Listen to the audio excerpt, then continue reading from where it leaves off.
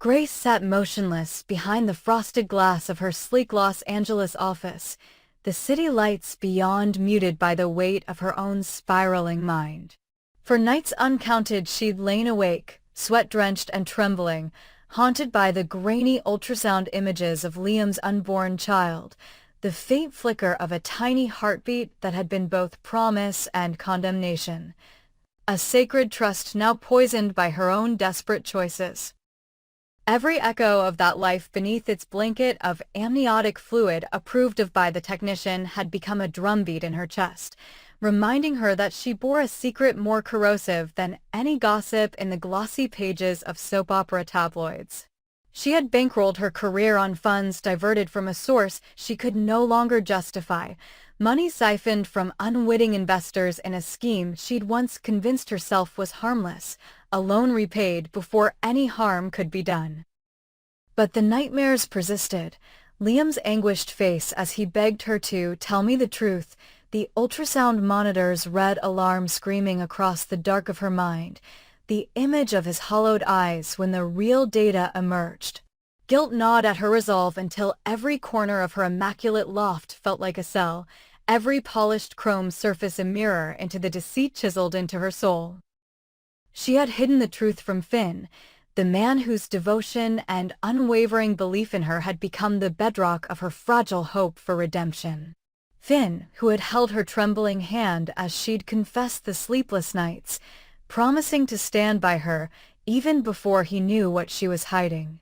Grace had stroked his cheek and nodded, her lies as soft as silk against his skin. Yet beneath her whispered assurances, a tempest raged, and she knew that sooner or later the tempest would break. It came at dawn on an otherwise unremarkable Wednesday, when a plain white envelope slipped beneath her door like a silent threat.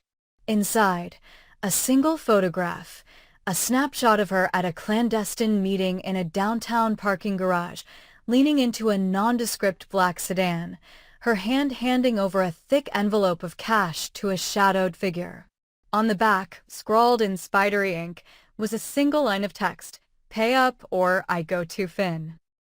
Grace's breath lodged in her throat as the full horror of her situation unfurled before her.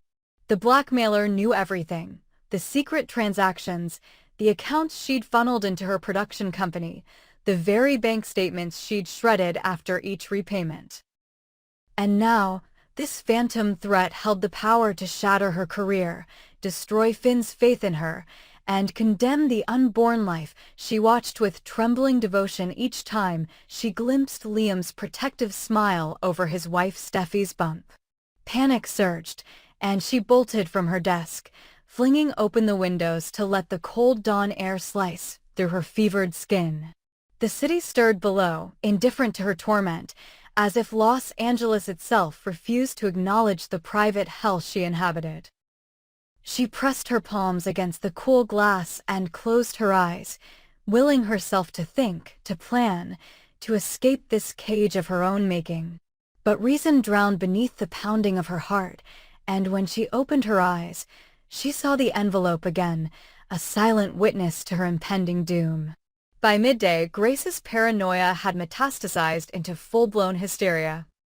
She did not trust the receptionist who brought her coffee, nor the intern who delivered her schedule, nor even the security cameras that blinked in the hallway like unblinking eyes judging her every move.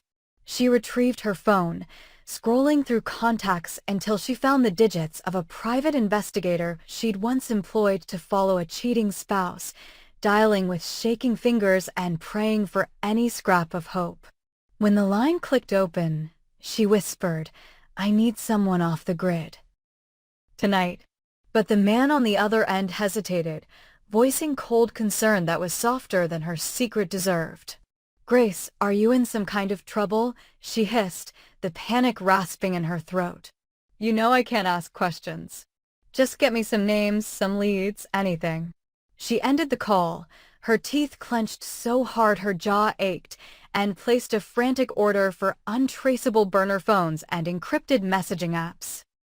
She downloaded files on every known black market fixer from Montenegro to Mumbai, anything to shred the threat before it bloomed into scandal.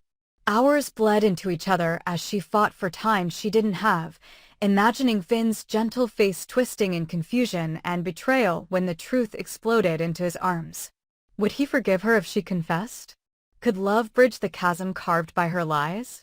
She counted the seconds like bullets, ticking toward a deadline written in invisible ink. And all the while, the image of the ultrasound haunted her, the promise of a tiny life, a bond more sacred than any vow, threatened by her own hubris. As dusk fell, painting the sky in bruised shades of violet, Grace paced her living room, every footstep a drumbeat of dread. She stared at her reflection in the black mirror of her television, seeing a woman unraveling at the seams, once poised, ambitious, admired, now consumed by terror and guilt. Then the phone rang, shattering the fragile peace, and she froze, every nerve in her body screaming. The caller ID displayed no number, just a blinking question mark. She lifted the receiver with trembling hands, and a voice like ice whispered, "Did you find the money, Grace?" Her throat closed, but she forced herself to speak, voice brittle with desperation. "What do you want from me?" There was a pause, then the voice said softly, "I want assurance that you'll keep your mouth shut. Tonight, deposit $200,000 into account 983742 at an offshore bank. No mistakes. Or your precious Finn will get a midnight call from the press, and your reputation, and the child you're carrying, will be collateral damage." Grace closed her eyes, the words ricocheting in her head like bullets. She could almost see the blackmailer's lips curling into a smile as he spoke, as though enjoying her torment. She turned away from the window, the skyline blurring into a smear of lights and regrets. $200,000, enough to buy her silence, enough to slake her blackmailer's greed for a moment, but at what cost? She fingered the locket around her neck, the one Finn had given her on their first anniversary, and felt the weight of his faith in her, the trust she had been building since the moment they'd met. Could she betray him now, even to protect him, or did she owe him the brutal truth? She settled onto the edge of her sofa, head in hands, and the room felt impossibly small. She thought of Liam and Steffi, their joy at becoming parents again, the soft glow surrounding them whenever they whispered about our baby. She pictured Finn cheering for the team at the hospital room window, tears glinting in his eyes as he watched his friend become a father.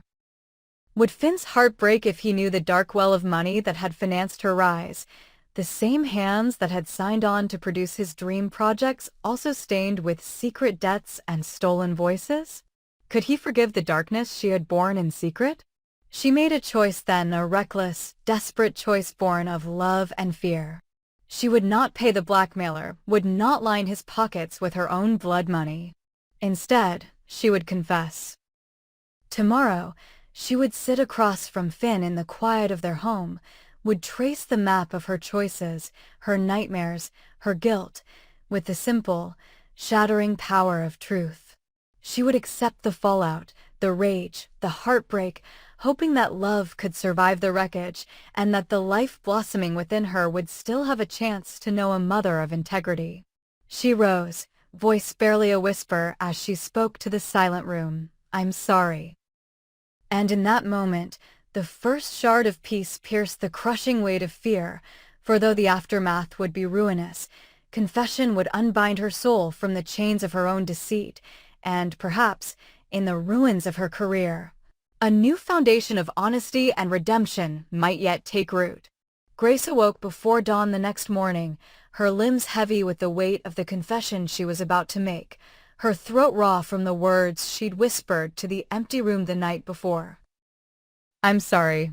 She dressed in Finn's old college sweatshirt, soft, familiar, smelling faintly of him, and piled her notes into a single manila folder, each page a testament to her worst regrets, the dates of diverted transfers, the fake invoices she'd manufactured, the shredded bank statements she'd pieced back together under trembling lamplight. She rehearsed the words over and over as she drove to Finn's apartment, Her hands clamped around the steering wheel until her knuckles bleached white. The early morning air was cold and bright, indifferent to her turmoil, and as she navigated the silent streets, she fought the urge to swerve, to flee back to the safety of secrets. By the time she reached his door, her heart thundered so hard she felt certain it would betray her. She raised her hand to knock, then paused, drawing a breath that rattled like dry leaves, when Finn opened the door. His sleep-tousled hair and soft brown eyes greeted her with unanswered concern. He offered her a gentle smile, concerned, hopeful, and she slipped inside, the folder heavy in her hands, the pivot of her fate. She led him to the worn leather sofa in the living room, where sunlight filtered through half-closed blinds, and seated herself at its edge, smoothing her skirt as though it might lend her courage. Finn knelt before her, hands on her knees, and asked if she'd slept. She stared into his eyes, her own brimming, and whispered, "We need to talk." The confession spilled from her in a torrent, the scheme that had funded her ascent, the investors she'd betrayed, every lie that had grown teeth the moment she'd accepted Liam's ultrasound appointment without revealing her own hidden crime. Finn listened, first with disbelief, then horror, then heartbreak so profound it stilled the air between them.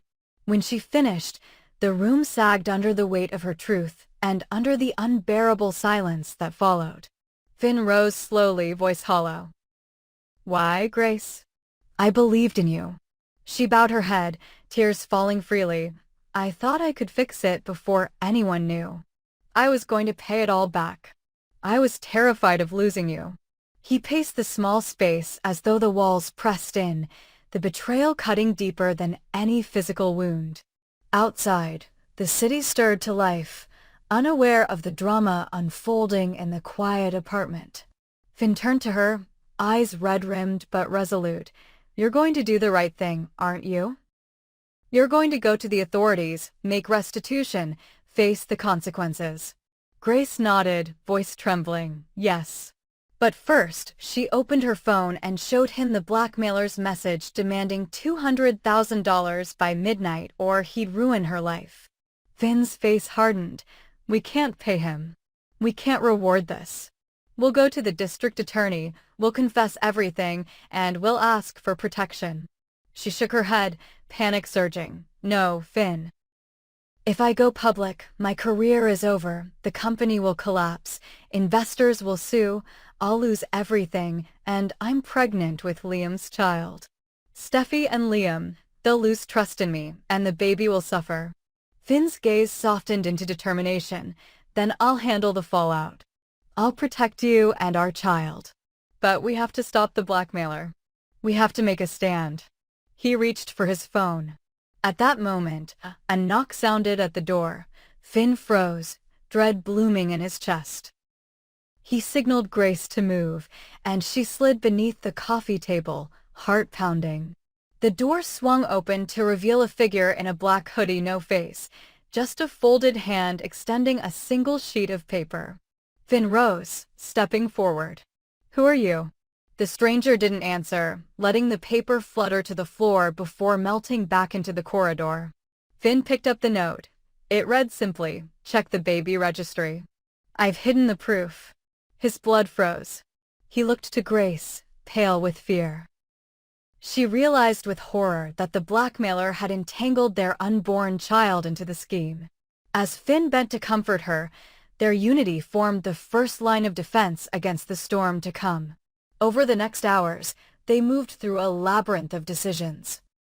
Securing legal counsel, alerting Liam and Steffi with careful half-truths to shield them from panic, and tracing the blackmailer's demands through the registry where Finn discovered coded references to account numbers and dates of phone calls. Each discovery was a fresh wound, a reminder that the enemy knew their every vulnerability.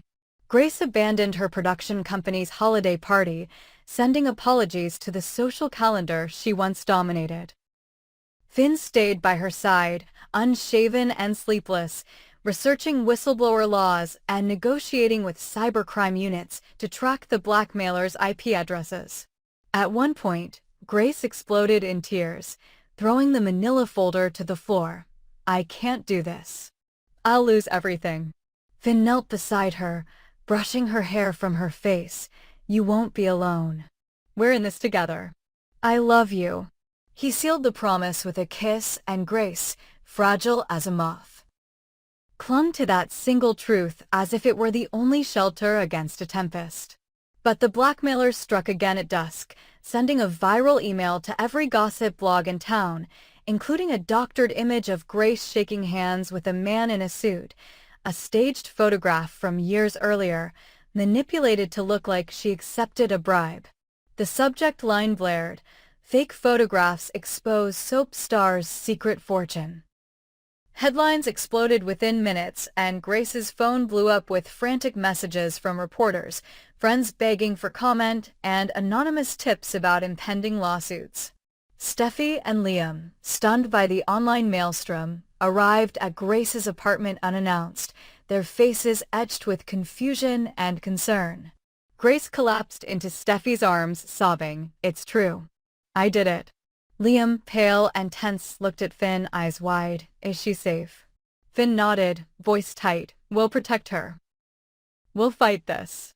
But when Liam caught Grace's tear-stained face, his features hardened in hurt. "You lied to us. You lied to me." Steffi's grief and anger collided in her gaze, and Grace realized her web of deception had ensnared those she cared for most. As night fell and the city lights flickered like distant stars, the four sat in Grace's living room, the air heavy with broken trust and looming legal peril. Grace vowed to turn herself in at first light, to face everything she'd hidden, and to accept whatever sentence came. Finn pledged to stand by her in court and to care for their child. Liam, torn between anger and compassion, offered a guarded olive branch. "We'll help you repay the investors. We'll testify on your behalf if you cooperate fully." Steffi squeezed Grace's hand, tears glinting. "We'll be there for you, but no more secrets." In that grim covenant, the fractured circle of trust began to mend. Outside, the digital world buzzed with scandal, cameras poised for the next shot, gossip rising like a tide. But inside that apartment, amid the wreckage of hidden sins, Grace found the slender hope that honesty, though brutal, could be the seed of redemption. As the clock struck midnight, she and Finn filed the first of many court documents, relinquishing control of her finances, revealing the names of those she'd deceived, and preparing to face the judge. She pressed a hand to her swelling belly and whispered, "I promise, I'll keep you safe." And in the hush that followed, as dawn approached, Grace realized that the true battle was only beginning, and that the courage to confess had set into motion a reckoning that could either destroy her forever or forge a new life from the ashes of her own making.